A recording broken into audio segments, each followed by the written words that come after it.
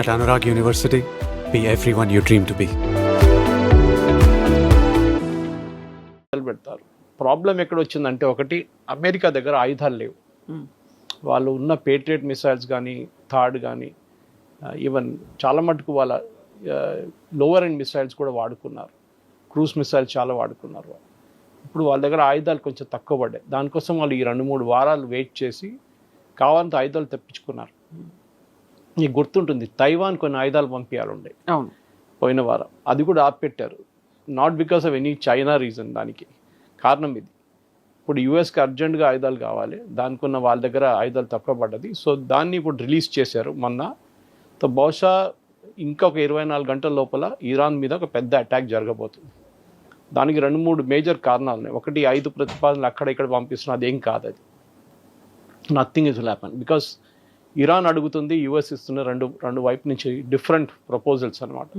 Iran ఏమో మేము nuclear weapons ఆపము, enrichment ఆపము, మేము మీకు 400 కిలోలు మా యురేనియం మీకు ఇవ్వము, మా దగ్గరే ఉంటుందని అన్నీ చెప్తారు. అదే టైంలో మా మీద చేసిన డెమాలిషన్స్ కానీ మా మీద చేసిన బాంబింగ్లో డబ్బులు ఇవ్వాలి దానికన్నారు. US said nothing doing. మా అసెట్స్ రిలీజ్ చేశారు, నథింగ్ డూయింగ్ అన్నారు. సో ఇరాన్ ఏం అడిగారు, యూఎస్ నో అని చెప్పారు. అదే టైంలో యూఎస్ అడుగుతుందా కూడా ఇరాన్ నో అంటున్నారు. కానీ మీరు చెప్పిన మాటకి strait of Hormuz big point. So నిన్న ఒక మేజర్ టర్నింగ్ పాయింట్ వచ్చింది, అది మీడియాలో రిపోర్ట్ చేయలేదు. Iran senior security council chairman నిన్న ఒక కొటేషన్ ఇచ్చాడు. అంటే మన దాంట్లో సుపారీ అంటారు మనం. President Trump, Benjamin Netanyahu and chief of staff admiral Caine, వీళ్ళు ముగ్గురిని, అంటే సెంట్కామ్ చీఫ్ వీళ్ళ ముగ్గురిని చంపాలని చెప్పేసి ఒక సుపారీ ఇచ్చారు. చాలా పెద్ద అమౌంట్ అది. సో వీళ్ళ ముగ్గురిని, ఎందుకంటే వాళ్ళ సుప్రీం లీడర్ ఖమేనీని చంపిన మనుషులు వీళ్ళ ముగ్గురు. సో వీళ్ళ మీద చర్యలు ఉండాలి, ఎవరు చేస్తారో వాళ్ళకి ఇన్ని కోట్లు, ఐ థింక్ 500 కోట్లు ఎంతో ఇస్తున్నారు. చాలా పెద్ద అమౌంట్ అది. ఇది యుఎస్ నోట్ చేసుకున్నారు, కానీ ఇంటర్నేషనల్ మీడియాలో ఇది ఎక్కువ రాలేదు. అమెరికన్ మీడియాలో వచ్చింది, ఇజ్రాయేలీ మీడియాలో వచ్చింది, కానీ అరబ్ మీడియాలో ఎక్కడ దీని గురించి మాటలు రావట్లేదు బయట. సో బహుశా that was the last straw on the camels back అంటారు. యుఎస్కి ఇప్పుడు ఒక ఎక్స్క్యూజ్ వచ్చేసింది, మా మీద వీళ్ళు కావాలని చెప్పి ఒక కొటేషన్ ఇచ్చారు, మాకు సుపారీ ఇచ్చారు మా లీడర్స్ మీద, మా ప్రెసిడెంట్ మీద, ఇజ్రాయేలీ ప్రైమ్ మినిస్టర్ మీద, అండ్ అది కాకుండా సెంట్కామ్ చీఫ్. సో డెఫినెట్గా అమెరికా రియాక్ట్ అవుతారు. ఎందుకంటే ప్రెసిడెంట్ ట్రంప్కి ఇప్పుడు తెలిసిపోయింది ఈ టాక్స్ అనేది ఎక్కడ వెళ్ళదు. పాకిస్తాన్ ఏం చేశారంటే ఇరాన్ వైపు నుంచి టైం 1 వారం, 2 వారాలు, 3 వారాలు పోస్ట్పోన్ చేసుకుని పోయారు. ఏం కాలేదు. ఈ యుద్ధం అదే రోజు ఎప్పుడు ఆపారు, అదే రోజు చేసుకుంటే బాగుంటుండే, కానీ చేసిన చాలా పెద్ద తప్పని ఇప్పుడు తెలిసిపోయింది ప్రెసిడెంట్ ట్రంప్కి. అది కాకుండా ఇంకోటి, నిన్న యుఏఈ న్యూక్లియర్ ప్లాంట్ మీద ఇరాక్ నుంచి బహుశా ఒక అటాక్ జరిగింది. ఇరాన్ నుంచి రాలేదు అది మిసైల్స్, ఇరాక్ వైపు నుంచి వచ్చింది. ఈవెన్ సౌదీ అరేబియా మీద కూడా అటాక్ జరిగింది నిన్న. దాంట్లో ఇరాక్ న్యూక్లియర్ ప్రాజెక్ట్ పక్కన ఒక జనరేటర్ మీద కొట్టారంట. IAEA, that is International Atomic Energy Agency, వాళ్ళు రేడియేషన్ మానిటర్ చేస్తారు. వాళ్ళు అన్నారు as of now this no radiation. So బహుశా అది మెయిన్ ప్లాంట్కి ఎఫెక్ట్ కాలేదు, కానీ జనరేటర్ ఒకసారి ఆగిపోతే కూలింగ్ ఆగిపోతుంది మెయిన్ టవర్లో, which is a dangerous thing. Melt down జరగవచ్చు, చెర్నోబిల్లో జరిగినట్లు జరగవచ్చు. సో అందరూ భయపడ్డారు, చుట్టుపక్కల అన్ని దేశాలు భయపడ్డారు. ఇప్పుడు ఈవెన్ సౌదీ అరేబియా కండెమ్ చేశారు. ఎందుకంటే దీని impact Iraq nuclear plant, UAE nuclear plant, UAE మీద ఒక్కటే కాదు, చుట్టుపక్కల ఒక 500 కిలోమీటర్ దాకా అన్ని దాని మీద ఇంపాక్ట్ ఉంటుంది. సో ఇమీడియట్గా ఇప్పుడు ఒక యాక్షన్ తీసుకోబోతున్నారు. బహుశా యుఏఈ కూడా దీంట్లో దిగుతారు యుద్ధంలో. సౌదీ అరేబియా కూడా చేయొచ్చు, ఎందుకంటే వాళ్ళ మీద immediate as soon as US bombing మొదలు పెడతారో ఇమీడియట్గా ఇరాన్ అండ్ ఇరాక్, ఇప్పుడు ఇరాన్ కన్నా ఎక్కువ ఇరాక్ నుంచి మిసైల్స్ వస్తున్నాయి. ఇరాక్లో ఉన్న షియా గ్రూప్స్ ఉన్నాయి, వాళ్ళు ఫైర్ చేస్తున్నారు ఇప్పుడు. సో అమెరికన్ అసెట్స్ మీద కూడా దాడి జరగవచ్చు. సో నెక్స్ట్ 24 అవర్స్ చాలా క్రూషియల్గా ఉండిపోతుంది. ఆపరేషన్ స్లెడ్జ్ హ్యామర్ ఎప్పుడు ఎక్కడ మొదలు పెట్టాలని ప్రెసిడెంట్ ట్రంప్ డిసైడ్ చేస్తారు. Netanyahu is ready. ఆయన సెక్యూరిటీ కౌన్సిల్ మీటింగ్ జరిగింది నిన్న, యాజ్ వీ స్పీక్. ఒక 3 గంటల ముందు ఒక సెక్యూరిటీ కౌన్సిల్ మీటింగ్ జరిగింది. వాళ్ళ defence minister, chief of staff వీళ్ళందరూ ఉన్నారు. సో బహుశా it is not an entire cabinet, it is only security council. So దాంట్లో చాలా క్లియర్. సో బహుశా as we speak Indian time ఒక ట్యూస్డే మార్నింగ్ కల్లా ఏదో ఒకటి పెద్ద అటాక్ జరగవచ్చు. And this will be a fight to the finish. ఎందుకంటే తెలిసిపోయింది ప్రెసిడెంట్ ట్రంప్కి ఇంకా ఇది ఎక్కడ ఆగదు, ఇది ఓన్లీ టాక్ అని చెప్పి పాకిస్తాన్ ఆడిన పెద్ద ఒక గేమ్ ఇది, ఇంకా దీన్ని ఆపలేరు ఎక్కువ రోజులు అని చెప్పి డిసైడ్ చేయబోతున్నాను. కాకపోతే ఇప్పుడు మళ్ళీ చర్చల కోసం భారత్ లాంటి కంట్రీస్ కూడా ఇంటర్వ్యూన్ అవుతే బాగుంటుందేమో అనేటువంటి అనాలిసిస్లు ఇవన్నీ కూడా వినిపిస్తున్నాయి. ఆ తర్వాత యునైటెడ్ నేషన్స్లో కూడా దీనికి సంబంధించినటువంటి ఒక ప్రస్తావనని భారతదేశం తీసుకొచ్చింది. మన దగ్గర కూడా క్రైసిస్ మొదలైంది అనుకున్నప్పుడు ప్రపంచ దేశాల్లో ఒక కదలిక అనేది రావాల్సి ఉండే, అంతలా రాలేదు. ఎక్కడికక్కడ వాళ్ళ క్రైసిస్ని ఫేస్ చేస్తూ ముందుకెళ్తున్నారు, అడ్జస్ట్మెంట్లు అవుతున్నాయి. కానీ మెయిన్ ఏదైతే అక్కడ ఇష్యూ అనేది ఉందో దాన్ని సార్ట్ అవుట్ చేయడానికి ముందుకెందుకు ఎవరు కదలట్లేదు అసలు? దానికి చాలా కారణాలు ఉన్నాయి. ఒకటి, ఇరాన్ ఏం చేస్తారో అని ఒక భయం ఉంది అందరికీ, especially Kuwait, Bahrain, Qatar, Saudi Arabia కొంచెం దూరం ఉంది, యుఏఈ కూడా కొంచెం దూరం ఉంది. సో ఈ దేశాలు, ఈ పక్కనున్న 3 చిన్న దేశాల మీద మ్యాక్సిమం అటాక్స్ జరగవచ్చు నెక్స్ట్ 24 అవర్స్లో. అదొక భయం ఉంది. స్ట్రెయిట్ ఆఫ్ హార్ముజ్ ఓపెన్ చేయడం అన్నిటికంటే పెద్ద ప్రయారిటీ. అది ఓపెన్ చేయాలంటే యుఎస్ నేవల్ అసెట్స్ అటాక్ చేయాల్సి వస్తుంది. అది ఎక్కడ గల్ఫ్ ఆఫ్ ఒమాన్లో ఉన్నారు. వాళ్ళ దగ్గర ఇప్పుడు 2 ఎయిర్క్రాఫ్ట్ క్యారియర్లు ఉన్నాయి. జెరాల్డస్ ఫోర్డ్ హెస్ గాన్ బ్యాక్, అది యుఎస్ చేరుకుంది. అది వాళ్ళ దగ్గర 2 ఎయిర్క్రాఫ్ట్ క్యారియర్ స్ట్రైక్ గ్రూప్స్ ఉన్నారు. బహుశా ఒక 24 చిన్న ఫ్లోటిలా ఉండొచ్చు. దాంతో సరిపోతుంది వాళ్ళకి అటాక్ చేయడానికి. టామహాక్ క్రూజ్ మిసైల్స్ కావాలి. టామహాక్ కొంచెం తక్కువ క్వాంటిటీలో ఉంది అమెరికా దగ్గర. బహుశా ఇవాళ రేపట్లో they will get all the replenishments. ఒకసారి మొత్తం వచ్చిన తర్వాత ఒక అటాక్ జరగవచ్చు. ప్రెసిడెంట్ ట్రంప్ చైనాకి వెళ్ళారు. ఆ చైనా విజిట్ టైంలో ఇంకొక అటెంప్ట్ చేశారు ఆయన. జీ జిన్పింగ్తో మాట్లాడి స్ట్రెయిట్ ఆఫ్ హార్ముజ్ అని ఓపెన్ చేపియండి అని చెప్పేసి. ఎందుకు చైనాకు చాలా మటుకు దానికి కావాల్సిన చైనా ఆయిల్ ఆల్మోస్ట్ 20-25% ఇరాన్ నుంచి వస్తుంది అనమాట. అండ్ ఇరాన్ 90% ఆయిల్ చైనా తీసుకుంటున్నారు. సో ఒక కొత్త రైల్ ట్రాక్ కడుతున్నారు China, Iran to directly to China, Turkmenistan, అట్లా ఆఫ్ఘనిస్తాన్ వైపు నుంచి డైరెక్ట్లీ గోయింగ్ టు చైనా. కానీ దాంట్లో వాళ్ళకి ఎక్కువ సరిపోదు. ఒక ట్రైన్ తీసుకెళ్తున్న ఫ్యూయల్ తీసుకెళ్తున్నది మీకు ఒక షిప్లో తీసుకెళ్తే కంపేర్ చేస్తే మీకు ఒక 118 ట్రైన్లు కావాల్సి వస్తుంది మీకు. That many trains are needed with that many oil wagons, సరిపోదు. సో అది ఒక షార్ట్ టర్మ్ మెజర్ ఉంటుంది. కానీ long term measure China react కాలేదు. మీరు చూసుంటారు, చైనా ఏం చెప్పలేదు, వీల్ ట్రై అవర్ బెస్ట్ అన్నారు. చైనా ఏం చేశారంటే చాలా మటుకు వాళ్ళ కంప్లీట్ ఆయిల్ రిసోర్సెస్ని వాళ్ళు మార్చుకొని రష్యా వైపు నుంచి తెప్పించుకుంటున్నారు. అది కాకుండా వాళ్ళు ఈవెన్ యూఎస్ దగ్గర నుంచి కొనడానికి కూడా రెడీ ఉన్నారు. మన ట్రంప్ వచ్చినప్పుడు చెప్పారు we'll ready to buy from US. కానీ చైనా ఒక సప్లై చైన్ మేనేజ్మెంట్లో చాలా పెద్ద గేమ్ ఆడారు. వాళ్ళ ఆల్మోస్ట్ ఆటోమొబైల్ ఫ్లీట్ వాళ్ళది, అంటే కార్ కానీ బస్సెస్ కానీ మిగతా అన్ని పబ్లిక్ ట్రాన్స్పోర్ట్ 70% దాకా 70-80% ఎలక్ట్రిక్గా కన్వర్ట్ చేసుకున్నారు లాస్ట్ 5 సంవత్సరాల్లో. వాళ్ళు బహుశా ఒక సిచ్యువేషన్ చూసుకున్నారు, ఇట్లా ఒక సిచ్యువేషన్ జరగవచ్చు అని చెప్పి. మనం చేసిన తప్పది మన వైపు ఇండియాలో. We should also done that. కానీ మన వైపు బస్సెస్ కన్వర్ట్ అవుతున్నాయి, కానీ పర్సనల్ ట్రాన్స్పోర్ట్ ఇప్పుడు కూడా నాట్ ఈవెన్ 5% ఎలక్ట్రిక్ రాలేదు మన వైపు. సో మనం దానికోసం సఫర్ అవుతున్నాం. కానీ మనం చూసాం, మొన్న మోదీ గారు యుఏఈకి వెళ్ళినప్పుడు ఒక ఒప్పందం చేశారు. అది చాలా ఇంపార్టెంట్ ఒప్పందం. అది కూడా అక్కడ కూడా మన మీడియాలో ఎక్కువ రిపోర్ట్ చేయలేదు. ఒరిస్సా వైపు ఒక కొత్త స్ట్రాటజిక్ పెట్రోలియం రిజర్వ్ పెట్టబోతున్నారు. And underground facility, overground facility కూడా ఉండొచ్చు. యుఏఈ ఏం చేస్తారంటే వాళ్ళ వైపు నుంచి వాళ్ళు అక్కడ స్టోర్ చేస్తున్న ఆయిల్ బదులు ఇండియాలో స్టోర్ చేస్తారు క్రూడ్ ఆయిల్. ఇప్పటి నుంచి వాళ్ళు ఫ్యూజరాయిల్లో స్టోర్ చేస్తారు. వాళ్ళు అక్కడి నుంచి టేక్ ఆఫ్ పాయింట్ ఉంటుంది. యుద్ధం ఇవాళ ఆగింది, రేపు మళ్ళీ మొదలు కావచ్చు, మళ్ళీ ఆగుతుంది, మళ్ళీ మొదలు కావచ్చు ఉంటుంది. ఏం చేస్తున్నారు, 30 మిలియన్ బ్యారెల్స్ ఫెసిలిటీని ఒడిశా వైపు ఒక కొత్త ఫెసిలిటీ క్రియేట్ చేస్తున్నారు. సో సౌత్ ఈస్ట్ ఏషియాకి వెళ్ళే షిప్స్ అన్నీ, అంటే మలేషియా, సింగపూర్, ఇండోనేషియా, ఫిలిప్పీన్స్, ఈ దేశాలకి వెళ్ళే ఆయిల్ అంతా ఇప్పుడు ఇండియా నుంచి తీసుకెళ్తారు. So they will go to India, collect and go off from there. And రెగ్యులర్గా యూఏఈ దీన్ని రిప్లెనిష్ చేస్తుంటారు. మనకు కూడా కావాల్సింటే అప్ టు 5 మిలియన్ బ్యారెల్స్ మనం దాని నుంచి తీసుకోవచ్చు. బెస్ట్ పార్ట్, దీనికి యూఏఈ రెంట్ కడతారు మనకి. ఓకే, మెయింటెనెన్స్ అండ్ రెంట్ మనకి ఇస్తారు. మనం వైపు నుంచి బహుశా ఇండియన్ ఆయిల్ దాన్ని మెయింటైన్ చేయబోతున్నారు కంప్లీట్గా. సో ఇదొక పెద్ద మూవ్. ఎందుకంటే మనం అనుకున్న ఇది మోదీ గారు వెళ్ళారు 3 గంటలు ఏం చేశారని చెప్పి. ట్రంప్ చైనాకి వెళ్ళారు, కానీ ఒక్క ఒప్పందం కూడా కరెక్ట్గా చేయలేదు. మోదీ గారు వెళ్ళినప్పుడు 7 ఒప్పందాలు చేశారు. 12 అని చెప్తున్నారు, దాంట్లో 5 సీక్రెటివ్ ఉన్నాయి, డిఫెన్స్ ప్యాక్స్ ఉండొచ్చు. అది సో ఇండియా వైపు నుంచి ఒక డిఫెన్స్ అవుట్పోస్ట్ యూఏఈలో మెయింటైన్ చేయబోతున్నారు ఈ యుద్ధం అయినాక. బేసిక్లీ నేవల్ అవుట్పోస్ట్ ఉండొచ్చు. అది కాకుండా ఒక చిన్న యాంటీ మిసైల్ థ్రెట్ కోసం ఒకసారి ఇజ్రాయెల్ అక్కడి నుంచి జరిగిన తర్వాత ఇండియా ఇజ్రాయెల్ని రీప్లేస్ చేయబోతున్నారు. ఎందుకంటే మొన్న ఇరానియన్ ఫారెన్ మినిస్టర్ ఢిల్లీకి వచ్చినప్పుడు బ్రిక్స్ మీటింగ్లో పెద్ద గొడవ జరిగింది.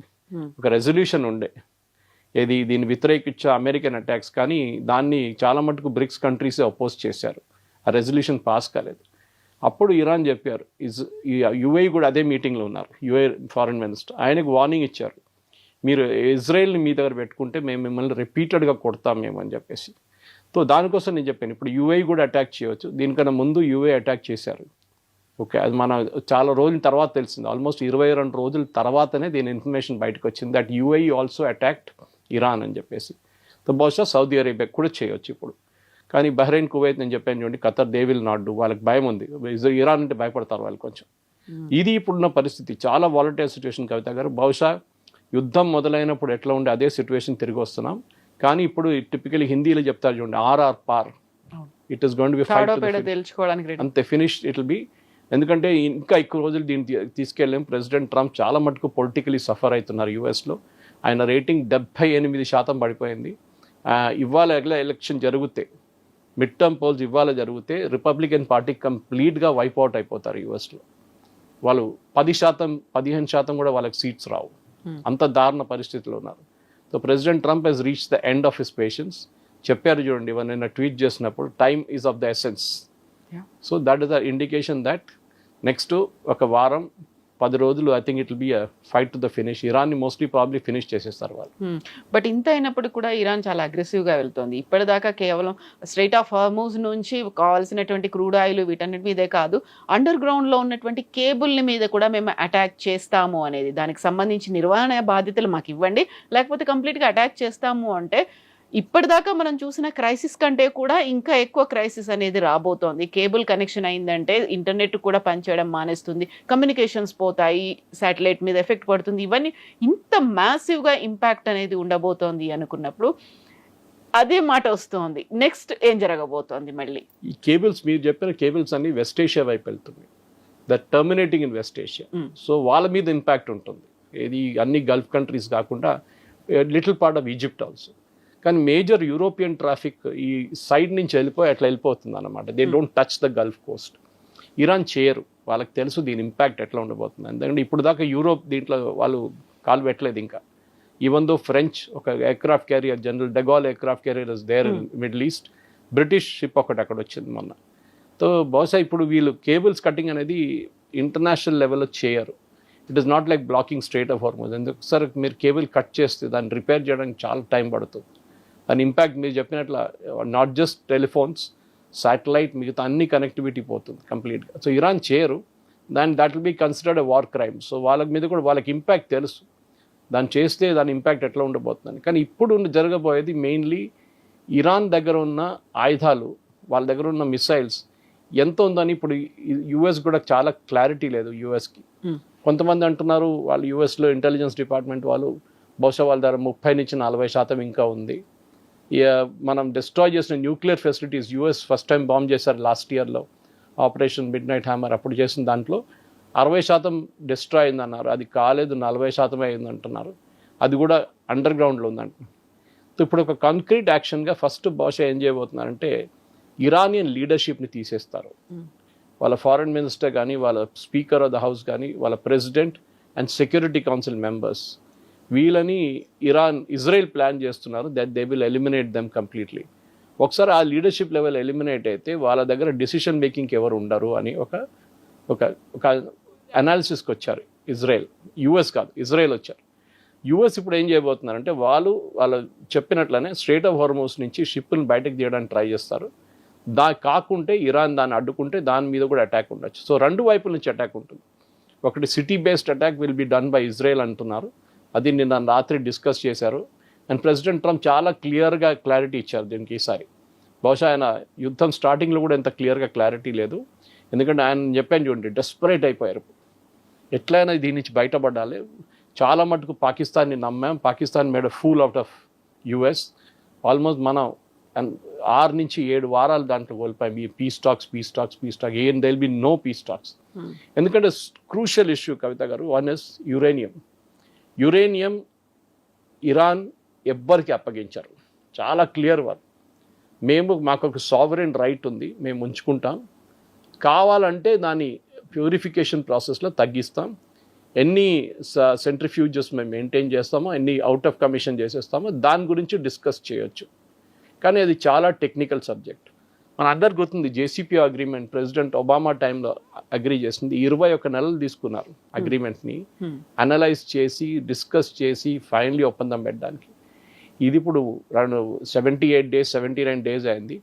ఈ టైంలో ఇది డిస్కస్ చేయలేరు. ఇది చాలా డీటెయిల్గా డిస్కస్ చేయాలి. సో ఫస్ట్ స్టెప్ ఏం చేస్తారంటే, అఫ్కోర్స్ బెంజమిన్ నెటన్యాహు CBS 60 Minutesలో చాలా క్లియర్గా చెప్పారు. ఆ రోజు అడిగారు, ద ఇంటర్వ్యూర్ ఆస్క్డ్ హిమ్, మీరు యురేనియం ఏం చేస్తుంటే మేము వెళ్ళి తీసుకుంటామన్నారు ఆయన. అంత ఈజీని అడిగారు. That we know how to do it అని.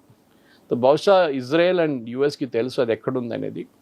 ఆ ఆపరేషన్ మేబీ అ జాయింట్ ఆపరేషన్. ఎందుకంటే మన నైజీరియాలో ఆపరేషన్ జరిగింది day before yesterday. ISIS second in command ఆయన నైజీరియాలో చంపారు వీళ్ళు.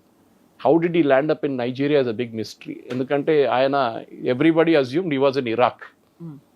ఓకే, ఎందుకంటే తాలిబాన్ వచ్చిన తర్వాత వీరందరూ పారిపోయారు. ఐదర్ ఖత్తర్ ఆర్ ఇరాక్లో ఉన్న అనుకున్న మంచి నైజీరియాలో దొరికింది మీకు. ఇజ్రాయెల్ ఏమో ఈ October 7th అటాక్ చేసిన వాళ్ళ one of the main commanders హమాస్ది ఒక్క సర్వైవింగ్ కమాండర్ ఉండే, ఆయన్ని మొన్న చంపేశారు. So the point is closing in అన్నమాట. And suddenly Iran will be the major point. ఇది 3, 4, 5 వారాలు ఈవెన్ 6 వారాల ముందు చేస్తే బాగుంటుండే. ఇంత ప్రాబ్లం మనకి ఎక్స్టెండ్ కాకపోతే షార్ట్ టర్మ్ షాక్ ఉంటుంది. ఆయిల్ ప్రైసెస్ పాసిబ్లీ ఇవాళ రేపటికి 110, 120 కూడా వెళ్ళొచ్చు. కానీ అది moment that operation is over, strait of Hormuz open చేశారనుకోండి, the oil prices will come down. కానీ రిఫైనింగ్ ఇంపాక్ట్ ఉంటుంది. అది మనం గుర్తుపెట్టుకోవాలి. భారతదేశంలో కూడా మనకి UAE వైపు నుంచి LNG కానీ PNG కానీ అండ్ క్రూడ్ UAE మనకు అష్యూర్ చేశారు ఫుజరా నుంచి. అది యాజ్ సూన్ యాజ్ ఈ స్ట్రేట్ ఆఫ్ హార్మోజ్ ఓపెన్ చేస్తే మనం పికప్ చేసుకోవచ్చు. ఎందుకంటే ఒకసారి ఫుజరాలో వచ్చేస్తే we're not in strait of Hormuz anymore. మనం అక్కడి నుంచి పికప్ చేసుకోవచ్చు. వితౌట్ ఇరాన్ మన షిప్స్ మీద దాడి కూడా చేయరు అప్పుడు, బికాజ్ స్ట్రేట్ ఆఫ్ హార్మోజ్ బయట ఉంది ఫుజరా. సో ఇది చాలా పెద్ద ఒక స్ట్రాటజీ. నేను మళ్ళీ I'm repeating, President Trump advisors కూడా అదే చెప్తున్నారు. ఈవెన్ రిటైర్డ్ అడ్మిరల్స్ చెప్తున్నారు, జనరల్స్ చెప్తున్నారు, మీరు ఎందుకు ఆపారు ఈ యుద్ధం? ఆ ఫస్ట్ ఫేజ్లోనే you should have finished off everything. అది ఎందుకు చేయలేదంటే పాకిస్తాన్ వచ్చి మేము పీస్ టాక్స్ చేస్తాం, ఇస్లామాబాద్ చేస్తాం, టాక్స్ చేస్తాం అన్నారు. Sheer waste of time. ఎప్పుడైనా ఒక యుద్ధంలో కవిత గారు ఒక బ్రేక్ తీసుకున్నప్పుడు అటాకర్ కన్నా ఎనిమికి బెనిఫిట్ ఉంటుంది. ఇది మనం గుర్తుపెట్టుకోవాలి. మన దగ్గర రాజశేఖర్ రెడ్డి గారు, I'm giving a very local equivalent, Rajasekhar Reddy గారు నక్సల్స్తోని చర్చలు జరిపారు హైదరాబాద్లో, మీకు గుర్తుంటుంది. రామకృష్ణ లాంటి వాళ్ళు ఓవర్గ్రౌండ్ వచ్చారు. ఏం జరిగింది దాని తర్వాత? ఆ నెల పాటు వాళ్ళు కంప్లీట్గా వాళ్ళ ఆయుధాలు ఆర్గనైజ్ చేసుకున్నారు, వాళ్ళ కమాండ్ సిస్టమ్స్ అంతా రీఆర్గనైజ్ చేసుకున్నారు. ఇమ్మీడియట్గా వైలెన్స్ పెరిగింది ఆ టాక్స్ కాగానే.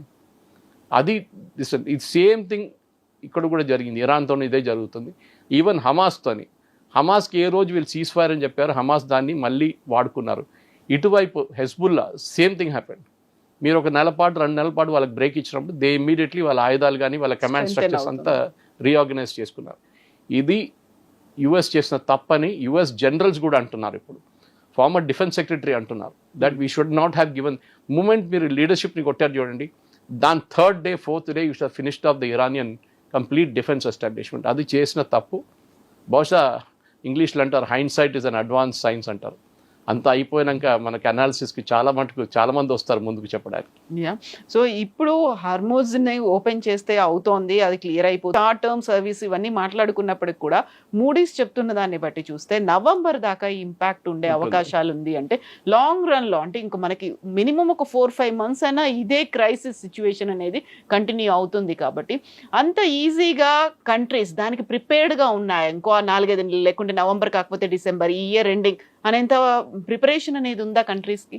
ప్రాబ్లం ఎక్కడ వస్తుందంటే రిఫైనింగ్ కెపాసిటీ మీద వస్తుంది. ఖతార్లో ఉన్న రిఫైనరీస్, ఇరాక్లో ఉన్న రిఫైనరీస్ కూడా కొట్టారు.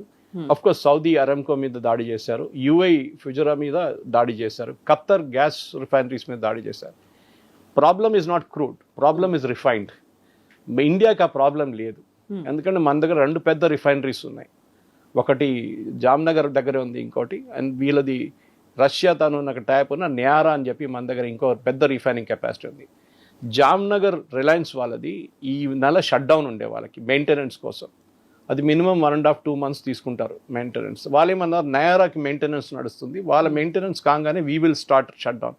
కానీ బహుశా ఇప్పుడు గవర్నమెంట్ ఆఫ్ ఇండియా అంటవేనా అంటారు, ఇప్పుడు మీరు షట్ డౌన్ చేయకండి, కొంచెం ఇంకా 3-4 నెలలు నడిపియండి. ఎందుకంటే మీకు గుర్తుంటుంది కవిత గారు, దీనికన్నా ముందు రష్యా దగ్గర నుంచి మనం క్రూడ్ ఆయిల్ తీసుకొని మనం అదే క్రూడ్ ఆయిల్ని రిఫైన్ చేసి యూఎస్కి అమ్మాం మనం, ఈవెన్ యూరోప్కి అమ్మాం, అండ్ ఈవెన్ యూక్రెయిన్కి అమ్మాం మనం.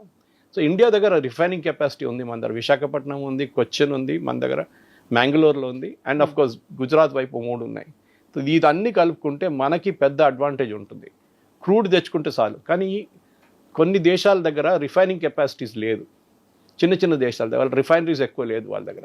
ఈ రిఫైనరీస్ లేనప్పుడు ప్రాబ్లం ఏమవుతుందంటే క్రూడ్ ఆయిల్ ఎవరు రిఫైన్ చేస్తారు మీకోసం? రిఫైన్ చేయాల్సింది అట్ సోర్స్ ఓన్లీ చేయాల్సి వస్తుంది అనమాట. మీరు అక్కడి నుంచే పెట్రోల్ డీజిల్ తీసుకురావాల్సి వస్తుంది. మనకు ఆ ప్రాబ్లం లేదు, మనం ఇక్కడ తెచ్చుకొని ఎల్పిజిగా కన్వర్ట్ చేసుకోవచ్చు, పిఎన్జిగా కన్వర్ట్ చేసుకోవచ్చు, ఏదైనా చేసుకోవచ్చు. సో భారతదేశం మీద దాని ఇంపాక్ట్ ఎక్కువ రోజులు ఉండదు. కానీ ఇంటర్నేషనల్ క్రూడ్ ప్రైసెస్ 80 నడిమిట్లోనే ఉంటుంది, at least for the next 6 to 8 months అంటున్నారు. దానికి కారణం ఇది మన తప్పు కాదు, కానీ మన దాన్ని సఫర్ చేయాల్సి వస్తుంది అనమాట, రిఫైనింగ్ కెపాసిటీ.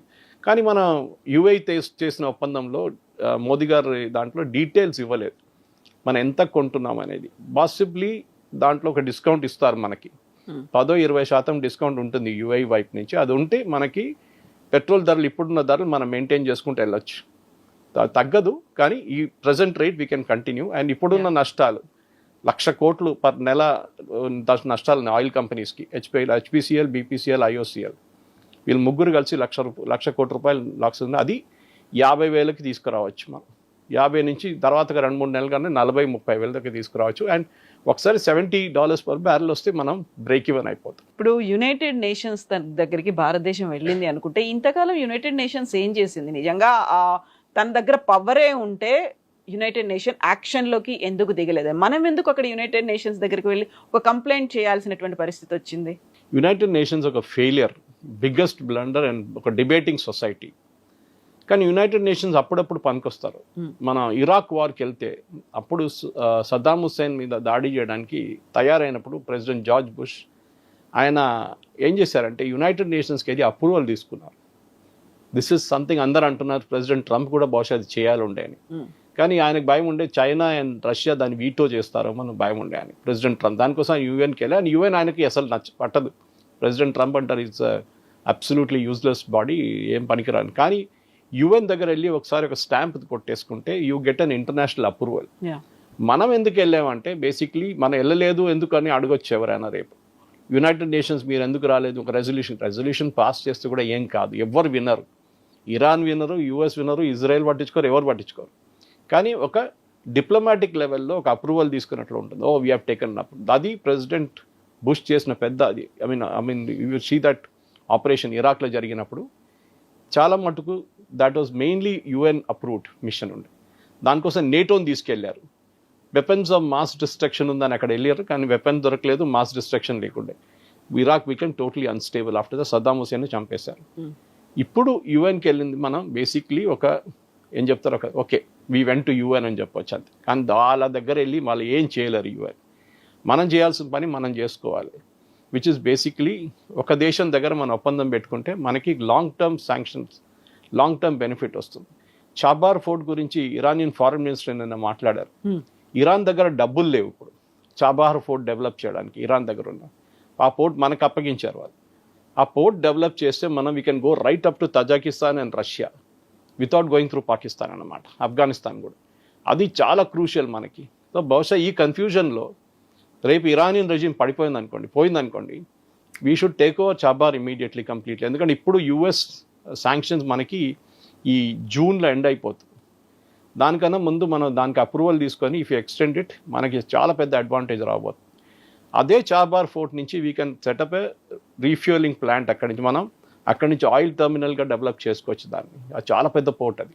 అక్కడ మనకి 2 బర్త్స్ అప్పగించారు వాళ్ళు, 2కి 4 చేసుకోవచ్చు మనం. చేసుకుంటే I think it will become a big ఇంకొక గల్ఫ్ ఆఫ్ ఇది ఏం చెప్తారు స్ట్రేట్ ఆఫ్ హార్మస్ నుంచి బయటకు వచ్చి we can really use Chabahar port. కానీ అన్ని లింక్డ్ ఉన్నాయి కవిత గారు. మీరు అడిగిన ప్రశ్నకి స్టార్టింగ్ నుంచే ఇది first US bombing, Israel bombing, okay fine, దాని leadership elimination. Next strait of హార్మస్లో 1,500 షిప్స్ అక్యుములేట్ పడి ఉన్నాయి. That is lying near the Persian Gulf. దీని అన్ని బయటికి తీసుకురావాలి. దాంట్లో ఉన్న మెరైనర్స్ కానీ దాంట్లో ఉన్న సీమెన్ కానీ వాళ్ళకి ఫుడ్ లేదు, నీళ్ళు లేదు, ఎక్కువ కష్టపడుతున్నారు వాళ్ళు. They have to be brought out first. వాళ్ళు 1500 షిప్స్ని బయటికి తీసుకురావాలంటే మీకు మినిమం 20 రోజులు పడుతుంది మీకు అండర్ ద ప్రెజెంట్ సర్కమ్స్టాన్స్, ఎంత స్పీడప్ చేసినా కానీ. 20 రోజుల తర్వాతే ఫ్రెష్ సెట్ ఆఫ్ షిప్స్ వెళ్ళొచ్చు లోపలికి, మళ్ళీ అది ఆయిల్ తీసుకురావాల్సి. సో బహుశా ఏం జరగబోతుందంటే US will take over Kharg island. వాళ్ళ కమాండోస్ని దింపుతారో స్పెషల్ ఫోర్స్ని దింపుతారో, అది చేసిన తర్వాత రీఫ్యూల్ అక్కడి నుంచి ఫ్యూయలింగ్ స్టార్ట్ చేస్తారు ఇరాన్ నుంచి, దట్ ఈస్ కార్గ్ ఐలాండ్ నుంచి.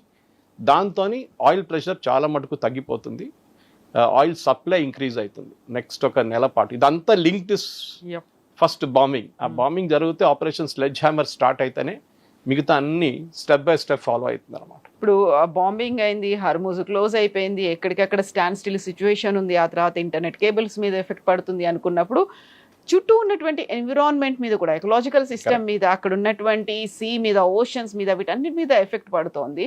సో ఏదో ఒక్క రంగానికో ఏదో ఒక సెక్టార్కి మాత్రమే ఈ క్రైసిస్ అనేది పరిమితం కాలేదు, ప్రపంచం అంతా ఎఫెక్ట్ చూపిస్తోంది, అన్ని అంశాల్లో కూడా ఈ ఎఫెక్ట్ అనేది ఉంది. సో ఇరాన్ అసలు యాక్సెప్ట్ చేయలేనటువంటి సిచ్యువేషన్ కదా. కరెక్ట్. ఇరాన్ మనం ఇప్పుడు డిస్కస్ చేసినట్టు ఫస్ట్ ఐ థింక్ 3-4 వారాల తర్వాత మనం చెప్పాం, ఒకసారి కార్గ్ ఐలాండ్ ఫుల్ అయితే ద బ్యాక్ ఫ్లో స్టార్ట్ అవుతుందని చెప్పాం. లేకుంటే మన ఓవర్ హెడ్ పైప్ లాగా మన ఇంట్లో ఉన్న ట్యాంక్ లాగా నీళ్ళు బయటకి ఇచ్చేస్తాం. And that is exactly what Iran did. వాళ్ళు ఇప్పుడు ఆయిల్, ఎక్సెస్ ఆయిల్ వాళ్ళ షిప్లో, వాళ్ళు సీలో వేడేస్తున్నారు. కానీ వాళ్ళకు కూడా అదే ప్రాబ్లం ఉంది. స్ట్రెయిట్ ఆఫ్ హార్ముజ్ అనే ఆయిల్ పంపించే ఒక రూట్ ఒకటే కాదు, ఇరాన్లో ఉన్న చాలా మట్టుకు ఫిషర్మెన్ వాళ్ళ లైఫ్ దాని మీద డిపెండెంట్ ఉంది. సో మీరు ఒకసారి పొల్యూట్ చేస్తే మీ వైపే ఉన్న ఫిషెస్ కానీ ఎన్వైరన్మెంటల్ డిజాస్టర్ జరగవచ్చు రేపు. మీరు దాన్ని వాడుకోలేరు నెక్స్ట్ ఒక 10-15 సంవత్సరాల దాకా till the cleanup is done మీరు వాడుకోలేరు స్ట్రెయిట్ ఆఫ్ హార్ముజ్. షిప్స్ వెళ్ళొచ్చు కానీ ఫిషింగ్ యాక్టివిటీ ఉండదు మీ దగ్గర, దోస్ తిరగలేరు అక్కడ. ఇది ఇరాన్ తెలుసు ఇది. So they are like an suicide mission. మేము పోతాం, మేము మిమ్మల్ని కూడా తోడు తీసుకెళ్తాం అనే ఒక యాటిట్యూడ్ ఉంది. కానీ మీరు చెప్పిన దాని ప్రకారం ఎస్, ఇది ఎప్పుడో ఒక కరెక్షన్, కోర్స్ ఆఫ్ కరెక్షన్ రావాలంటే జరగలేదు. ఇరాన్ థ్రెటన్ చేస్తున్నారు, థ్రెటన్ చేసే కెపాసిటీ వాళ్ళకి లేదు. ఇది మనం గుర్తుపెట్టుకోవాలి. ఇరాన్ దగ్గర అంత కెపాసిటీ లేదు. ఇది ఇంగ్లీష్లో గేమ్ ఆఫ్ బ్లఫ్ అంటారు. మనం రమ్మీ ఆడుతున్నప్పుడు మన దగ్గర ట్రంప్ కార్డ్ ఉండదు, కానీ మనం ఎట్లా చూపిస్తాం అంటే మన దగ్గర అన్ని ట్రంప్ కార్డ్ ఉంది చూపించి ఆడుకుంటాం, అంత కాన్ఫిడెన్స్తో ఆడతాం. ఇరాన్ అదే గేమ్ ఆడుతున్నారు. All it takes is precise bombing. అది బెంజమిన్ నెటన్యాహు అదే రోజు చెప్పారు. ఏ రోజు సీజ్ ఫైర్ తీసుకొచ్చారో ఆ రోజు చెప్పారు, you are making a mistake, మీరు ఇరాన్కి బ్రీతింగ్ స్పేస్ ఇస్తున్నారు, పాకిస్తాన్ని నమ్మకూడదు అని ఇరాన్ వ్యతిరేకంగా అండ్ పాకిస్తాన్ వ్యతిరేకంగా బెంజమిన్ నెటన్యాహు డిఫెన్స్ మినిస్టర్ ఒక స్టేట్మెంట్ ఇచ్చారు. కానీ యూఎస్ పట్టించుకోలేదు. ప్రెసిడెంట్ ట్రంప్కి ఏమో చాలా బతుకు ప్రెషర్ ఉంది ఆయన మీద, పొలిటికల్ ప్రెషర్. ఒక వైపు నుంచి ఎట్లయినా ఒప్పందం, ఇరాన్ ఒప్పందం చేయరు. Let us be very very clear about it. ఏ అగ్రిమెంట్ తీసుకొచ్చినా కూడా ఇరాన్ అగ్రీ చేయరు. బహుశా ఇంకా బాంబింగ్ చేస్తే చాలా మటుకు వాళ్ళ కంప్లీట్ లీడర్షిప్ వైపౌట్ అయితే వాళ్ళ నెక్స్ట్ జనరేషన్ లీడర్షిప్ బహుశా వచ్చి ఓకే వి సరెండర్, మీరు ఏం కావాలంటే చేసుకోండి, మాకేమైనా మెసేజ్ రిలీజ్ చేస్తే మేము మా దేశం డెవలప్ చేసుకుంటా అంటారు. దానికి పాసిబ్లీ ఒక నెక్స్ట్ జనరేషన్ లీడర్షిప్ రావాల్సి వస్తుంది ఇరాన్లో. అదే మన నెక్స్ట్ ఒక 2-3 వీక్స్లో అది జరుగుతుంది బహుశా. Yes, sir. Thank you so much, sir. Thank you.